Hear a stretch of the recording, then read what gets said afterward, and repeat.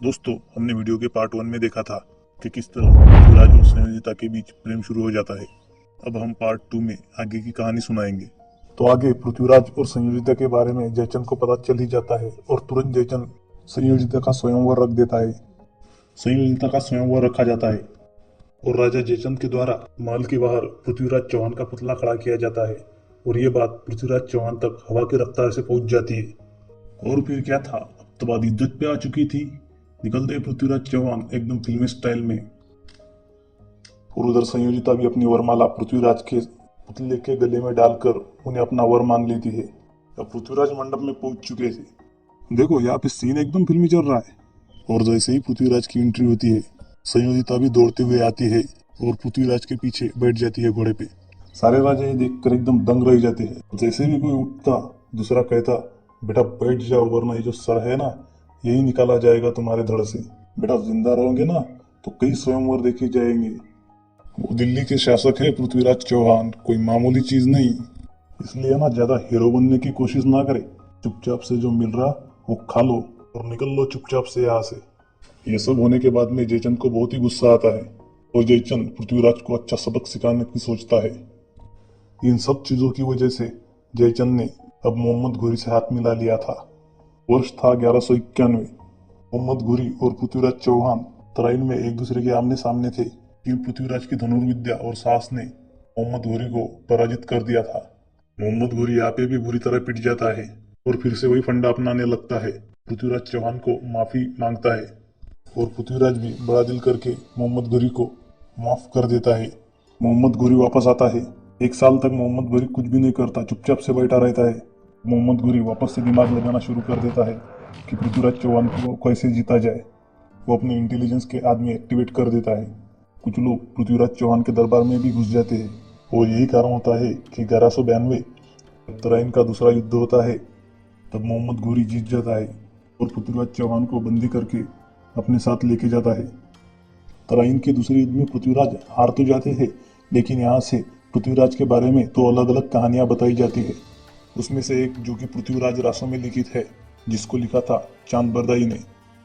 उसमें एक आ गया था, जब पृथ्वीराज को लेके जाता है तो चांद बरदाई भी उसके साथ में चले जाते हैं और उसके बाद में पृथ्वीराज चौहान की आंखें निकाली जाती है और उन पे बहुत जुल्म किया जाता है।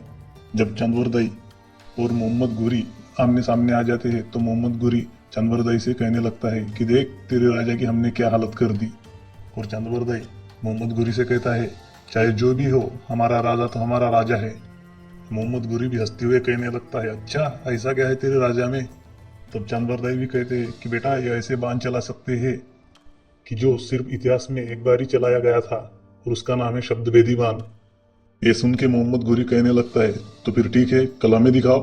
दूसरे दिन पृथ्वीराज को ग्राउंड में लाया जाता है और शुरू होता है शब्द भेदी बांध का खेल। शब्द भेदी बांध का खेल देख के मोहम्मद घुरी भी शौक हो जाता है कि कोई बिना आंखों से कैसे तीर चला सकता है। कुछ देर बाद चंद्रवरदाई अपनी कविता के माध्यम से पृथ्वीराज को सब बता देते हैं कि 4 बास 24 गज अंगुलष्ट प्रमाण, टाऊ पर बैठा है सुल्तान नाचू के चौहान। इस कविता के माध्यम से चंद्रवरदाई पृथ्वीराज को सब कुछ बता देते हैं कि इतने इतने डिस्टेंस पे, इतनी इतनी ऊंचाई पे और इस एंगल पे मोहम्मद घुरी बैठा हुआ है, बांध चला दो पृथ्वीराज।